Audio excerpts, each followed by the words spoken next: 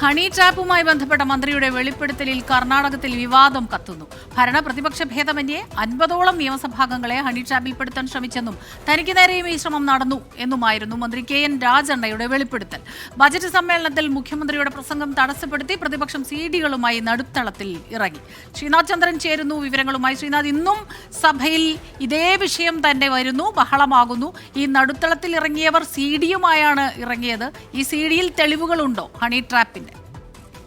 Smitha, budget സമ്മേളനത്തിൽ മുഖ്യമന്ത്രിയുടെ മറുപടി പ്രസംഗത്തിന് ശേഷമാണ് ഇന്നിപ്പോൾ സഭയിൽ വലിയ പ്രതിപക്ഷ ബഹളം നടക്കുന്നത്.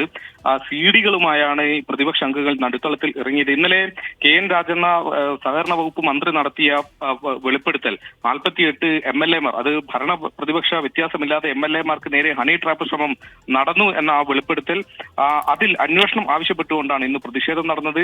ചില സിഡികൾ കൂടി ഈ പ്രതിഷേധത്തിനിടെ MLA-മാർ ഉയർത്തി കാണിക്കുന്നുണ്ടായിരുന്നു. ഇതിൽ ഹണി ട്രാപ്പ് തെളിവുകൾ ഉണ്ട് എന്നതാണ് അവർ പറയുന്നത്. ഒപ്പം തന്നെ പേപ്പറുകൾ, കടലാസുകൾ കീറി സ്പീക്കർക്ക് നേരെ എറിയുന്ന സാഹചര്യവുമുണ്ട്. അങ്ങനെ സഭ ഒരു ഘട്ടത്തിൽ നിർത്തിവെക്കുന്ന സാഹചര്യത്തിലേക്ക് കൂടി കാര്യങ്ങൾ എത്തിയിട്ടുണ്ട്. എന്തുകൊണ്ട് അന്വേഷണം ഇല്ല എന്നതാണ് ചോദ്യം.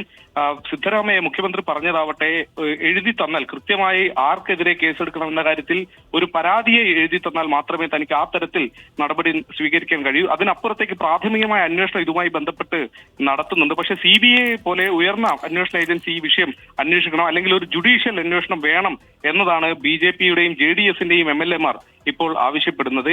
ഏതായാലും സംസ്ഥാന രാഷ്ട്രീയത്തെ പിടിച്ചുലയ്ക്കുന്ന തരത്തിലുള്ള വലിയ പരാമർശമാണ്, വെളിപ്പെടുത്തലാണ് കെ.എൻ. രാജണ്ണയുടെ ഭാഗത്തു നിന്നുണ്ടായത്. ഒപ്പം തന്നെ മന്ത്രി സതീഷ് ജർക്കിഹോളിയും കഴിഞ്ഞ ദിവസം ഒരു മന്ത്രിക്ക് നേരെ ഹണി ട്രാപ്പ് ശ്രമം നടന്നു എന്നും വെളിപ്പെടുത്തിയിരുന്നു. അതിന് തുടർച്ചയെന്നോണമാണ് കൂടുതൽ പേർക്കെതിരെ ശ്രമം നടന്നതായുള്ള കെ.എൻ. രാജണ്ണയുടെ വെളിപ്പെടുത്തൽ. സ്മിത.